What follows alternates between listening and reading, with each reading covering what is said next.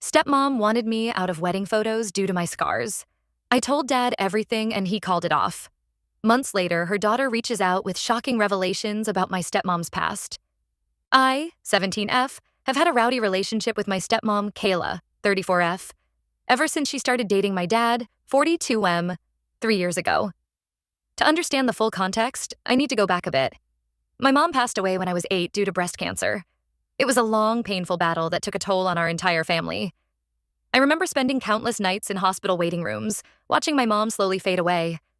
When she finally passed, it felt like our world had shattered. In the aftermath of my mom's death, it was just me and my dad for a long time. We leaned on each other heavily during those first few years. Dad threw himself into his work as a way to cope, often working long hours at his construction company. But he always made sure to be there for me when it counted. He'd help me with homework, attend every school event, and even learn to braid my hair, though his attempts were pretty comical at first. As I entered my teen years, our bond only grew stronger. We developed little traditions, like Sunday morning pancake breakfasts and monthly movie marathons. Dad became not just my parent, but my best friend. He was the person I turned to for advice, the shoulder I cried on when I had my first heartbreak, and my biggest cheerleader when I decided to join the school debate team. When Kayla came into the picture, I was actually happy for my dad at first. He deserved to find love again, and I wanted him to be happy. They met at a friend's barbecue, and Dad was immediately smitten. He came home that night talking about how smart and funny Kayla was, how her laugh lit up the room. I hadn't seen him that excited about someone in years. The first few times I met Kayla, she seemed nice enough. She was always super sweet when my dad was around, asking about my hobbies and school life. She even brought me a thoughtful gift, a beautiful journal since I'd mentioned I liked to write. But I quickly noticed that her demeanor completely changed when it was just the two of us. The first incident happened about a month into their relationship. Dad had run to the store to grab some ingredients for dinner, leaving Kayla and me alone in the house.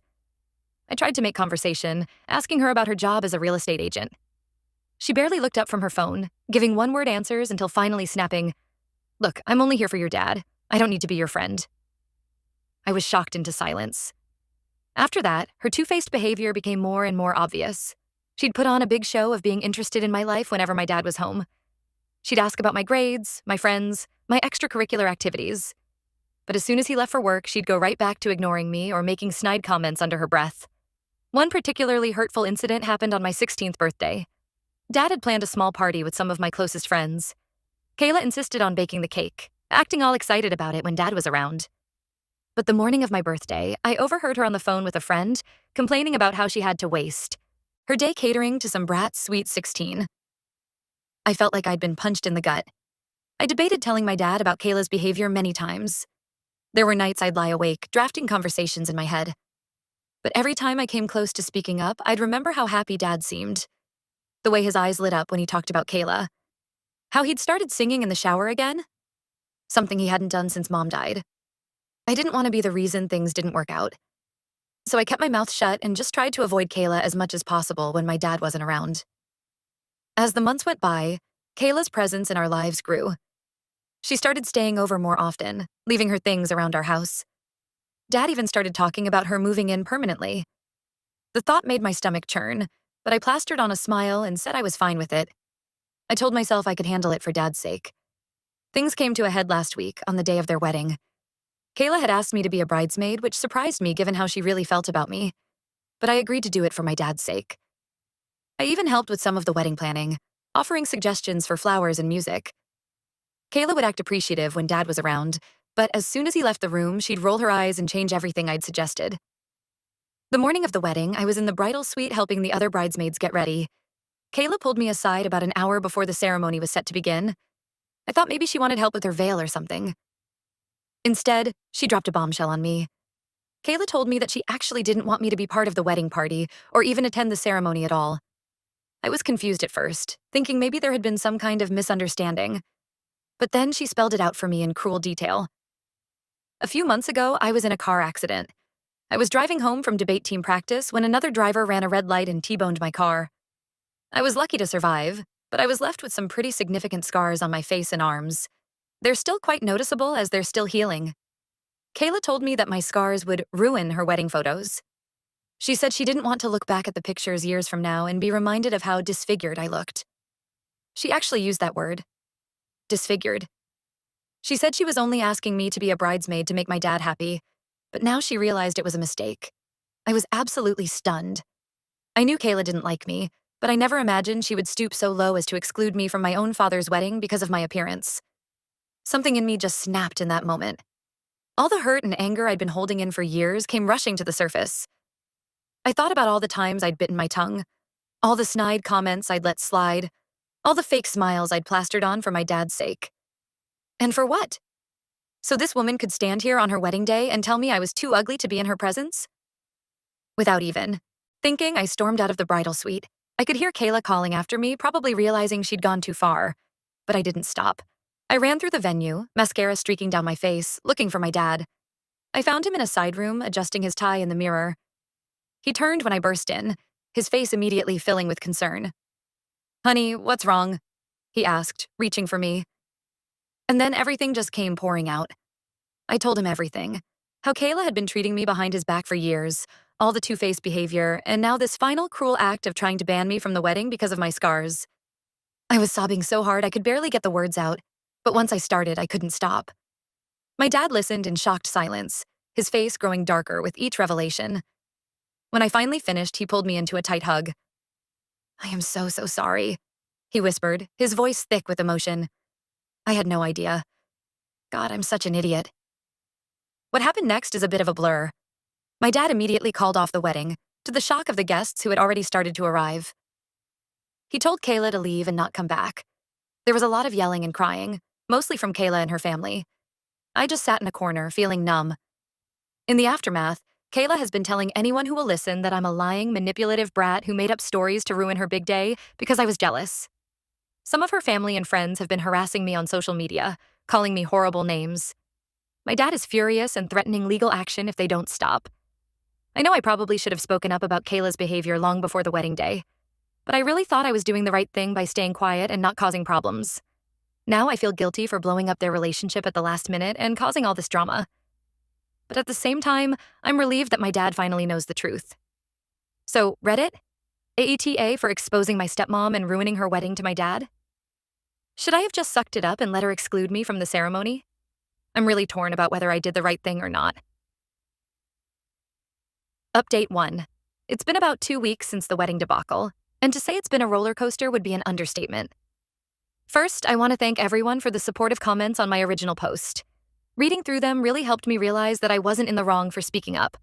My dad and I had a long, emotional talk a few days after everything went down. We sat out on our back porch, the same place where we used to have our heart-to-hearts when I was younger.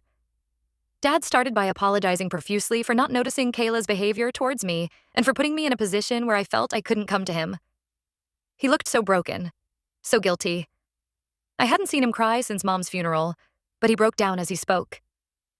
I was so caught up in my own happiness, in the idea of having a complete family again, that I completely missed what was happening right under my nose. He said, his voice cracking. "I failed you, sweetheart, and I will never forgive myself for that." I tried to tell him it wasn't his fault, that Kayla had fooled both of us with her act. But he shook his head, insisting that as my parent, he should have been more observant, more attuned to my feelings. He told me that I'm the most important person in his life and that he'd choose me over anyone else, no questions asked. It felt really good to hear that and helped ease a lot of the guilt I'd been feeling. We talked for hours, rehashing the past 3 years and all the incidents I'd kept bottled up. Dad listened intently, asking questions and expressing his shock and anger at some of Kayla's crueler actions. He was particularly upset about the incident on my 16th birthday, saying he remembered how quiet and withdrawn I'd been that day, but had chalked it up to typical teenage moodiness. As we talked, I felt like a weight was lifting off my shoulders. For so long, I'd been carrying around this secret burden, trying to protect my dad's happiness at the expense of my own. It was liberating to finally let it all out. Kayla, on the other hand, has been on an absolute rampage since the wedding. She's been posting nonstop on social media, twisting the story to make herself look like the victim. According to her posts, I am an evil, conniving little bitch who has been plotting to sabotage her relationship with my dad from day one. She claims I made up lies about her treatment of me because I was jealous and didn't want to share my dad's attention. The worst part is, she's been using photos of me from before and after my accident to mock my appearance. She posted side-by-side pictures with captions like, "No wonder she didn't want me to have a picture-perfect wedding," and "Would you want this monster in your family photos?" Seeing those posts was like a punch to the gut, I've struggled so much with my self-image since the accident, and Kayla's cruel words brought all those insecurities rushing back. My dad was livid when he found out about the posts. He immediately called Kayla and tore into her, threatening legal action if she didn't take everything down and stop harassing me. I've never heard him so angry. He was practically shaking with rage as he yelled into the phone. Kayla actually had the nerve to call me right after, screaming and cursing at me for tattling to my dad. She called me every name in the book, saying I'd ruined her life and that she'd make me pay. I hung up on her and blocked her number, my hands trembling. The online harassment from Kayla's friends and family has gotten worse too. I've been getting nasty messages and comments calling me all sorts of awful names. Some people have even been leaving negative reviews on my dad's business page, trying to tank his company's reputation. It's been really stressful for both of us. Things escalated even further when some of Kayla's cousins showed up at my school one day to confront me. They cornered me in the parking lot after debate practice, yelling and making a scene. Luckily, my debate coach saw what was happening and intervened before things could get physical. The principal ended up calling the police, and Kayla's cousins were escorted off school property. My dad ended up hiring a lawyer to send cease and desist letters to Kayla and anyone else who's been harassing me. He's also looking into getting a restraining order against Kayla. I'm really grateful that he's taking it so seriously and doing everything he can to protect me. Through all of this, I've been struggling with anxiety and having trouble sleeping. The constant online abuse and fear of Kayla or her family showing up somewhere has really taken a toll. I keep having nightmares about the wedding day, reliving that moment in the bridal suite over and over. My grades have started to slip, and I've been withdrawing from my friends. My dad suggested I talk to a counselor, which I'm considering. For now, I'm trying to stay off social media and surround myself with supportive friends and family. My debate team has been amazing, rallying around me and offering their support. They even organized a little self-care night for me, complete with face masks and cheesy movies. I know things will eventually blow over, but right now it still feels like I'm in the middle of a storm. I'm just trying to take it one day at a time and remind myself that I did the right thing by telling the truth, no matter how much Kayla tries to paint me as the villain. I just hope that someday soon, I can look in the mirror and not see the monster Kayla claims I am, but the strong, resilient person my dad assures me I've become. Update 2. It's been about a month and a half since my last update, and thankfully things have calmed down considerably. The cease and desist letters from our lawyer seem to do the trick. Kayla and her cronies have finally stopped harassing me online and in person. It's been such a relief to not have to constantly look over my shoulder or worry about what nasty comment I might see next. My dad and I decided to take a little vacation to decompress from all the drama. We spent a week at this beautiful lakeside cabin, just hiking, fishing, and enjoying nature. It was exactly what we both needed. The cabin was pretty rustic. No Wi-Fi or TV, just books and board games and each other's company. At first, I was worried about being so disconnected, but it ended up being incredibly refreshing. We fell into an easy routine. We'd wake up early, make a big breakfast together. Dad's pancakes are still unbeatable. And then head out for a hike or a fishing trip. In the evenings, we'd sit out on the dock, watching the sunset and talking about everything and nothing. One night, as we sat around the campfire roasting marshmallows, my dad opened up to me about his relationship with Kayla in a way he never had before. He admitted that there were red flags he'd ignored because he was so desperate to not be alone anymore. "After your mom died," he said, staring into the flames. I was lost. For years, it was like I was just going through the motions of living. When I met Kayla, it felt like I was waking up again. I think I was so excited to feel something, anything, that I overlooked a lot of things I shouldn't have. He went on to share some incidents that had given him pause, times when Kayla had been rude to waitstaff or made dismissive comments about his friends. But he'd always rationalized it away, telling himself that nobody was perfect and that these were small prices to pay for happiness. "I felt guilty for being happy," he admitted. "Like I was betraying your mom's memory. I think that's part of why I clung so hard to the relationship with Kayla, even when things didn't feel quite right. I was trying to prove to myself that it was okay to move on." Hearing my dad be so vulnerable and honest was really powerful. I realized that in my own hurt and anger towards Kayla, I hadn't fully considered how complex the situation must have been for him. It didn't excuse his obliviousness to her treatment of me, but it helped me understand it a bit better. We also talked about my mom for the first time in years. Up until then, mentions of mom had been rare and usually tinged with sadness. But that night, Dad shared some stories about her that I'd never heard before. He told me about their first date, where mom had spilled wine all over herself, and Dad had given her his jacket to cover up the stain. He talked about how she used to sing off-key in the shower every morning, and how it drove him crazy, but he also loved it. As we talked, we pulled out some old photo albums we'd brought along. There were pictures I'd never seen before. Mom and Dad on their wedding day, Mom pregnant with me. The three of us in the hospital right after I was born. Looking at those photos, seeing how happy and full of life Mom was, I felt a connection to her that I hadn't in years. My dad got choked up as we looked through the albums. "Your mom would be so proud of the young woman you've become," he said, squeezing my hand. "She had such a strong sense of justice, just like you. She never would have put up with the way Kayla treated you." Those words meant the world to me. For so long, I'd felt disconnected from my mom's memory. Hearing my dad say that she would be proud of me helped bridge that gap a little. When we got back home from our trip, I was surprised to find a letter waiting for me. It was from Kayla's daughter Megan, 19F, who I'd only met a handful of times. In the letter, Megan apologized for not speaking up sooner about her mom's behavior. She said she'd witnessed how Kayla treated me behind my dad's back and felt awful for staying silent. Megan went on to share that Kayla had been similarly two-faced and manipulative throughout her own childhood. She described walking on eggshells around her mom's mood swings and never knowing which version of Kayla she'd get from day to day. Reading her words, I felt a mix of validation and sadness. Validation that I wasn't crazy or making things up, but sadness that Megan had to grow up with that toxicity. She shared a particularly painful memory from her 13th birthday.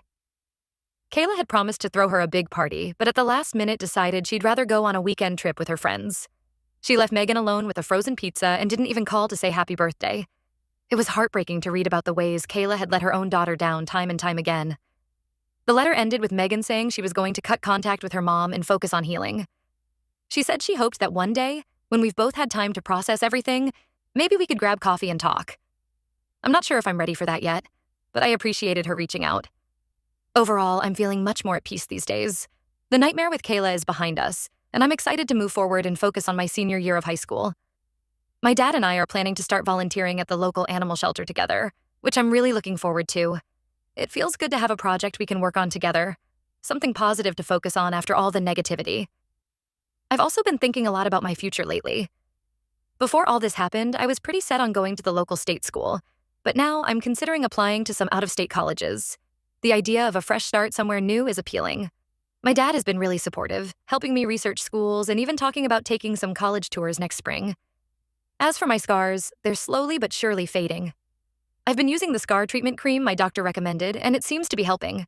More importantly, I'm working on accepting them as part of who I am now. They're a reminder of what I've survived, both physically and emotionally. Life isn't perfect, but it's pretty good.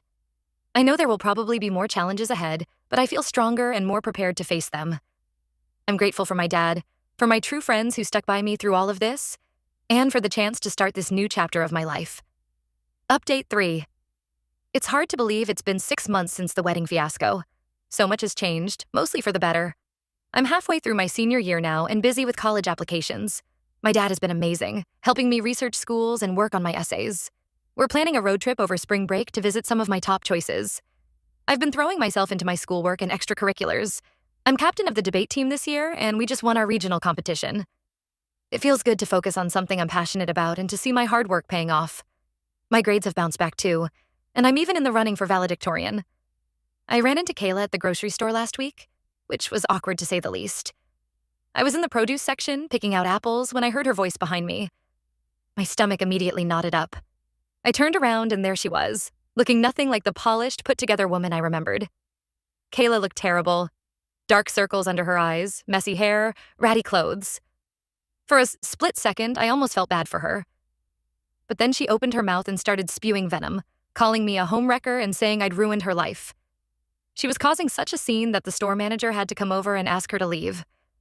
I just walked away without engaging. Later, I found out from a mutual acquaintance that Kayla lost her job and has been drowning her sorrows in alcohol. Apparently, she's been bad-mouthing me and my dad all over town, but most people have stopped taking her seriously. It's sad, but I can't bring myself to feel too much sympathy given how she treated me. On a brighter note, I've stayed in touch with Kayla's daughter, Megan. We've gotten coffee a few times and even went to a concert together last month. It's been really nice to connect with someone who understands what it was like to deal with Kayla's toxic behavior. Megan's in therapy now and working through a lot of childhood trauma.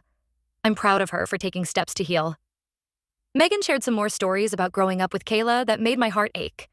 Like how Kayla would often forget to pick Megan up from school, leaving her waiting for hours. or how she'd make elaborate promises about family vacations or special outings, only to back out at the last minute. It's clear that Kayla's manipulative behavior wasn't just limited to her relationship with me and my dad. My dad started dating again recently, which was weird at first. But his new girlfriend, Lisa, seems really sweet and genuine. She makes an effort to connect with me and never tries to force a mother-daughter dynamic. It's refreshing after everything with Kayla. Lisa lost her husband to cancer a few years ago, so she and my dad bonded over their shared experiences of grief and single parenthood. The first time Lisa came over for dinner, I was really nervous, but she immediately put me at ease, complimenting my debate team trophies and asking genuine questions about my college plans. She even brought over some homemade cookies, remembering that my dad had mentioned I loved snickerdoodles. It was such a small gesture, but it meant a lot. As for me, I'm feeling stronger and more confident than ever.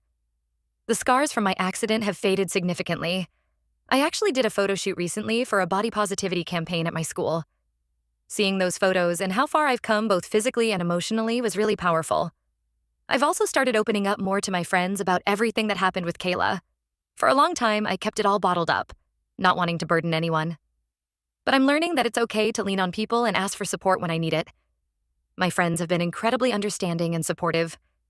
Looking back on everything that happened with Kayla, I'm glad I found the courage to speak up when I did. It was hard and messy, but ultimately it led to so much positive change in my life.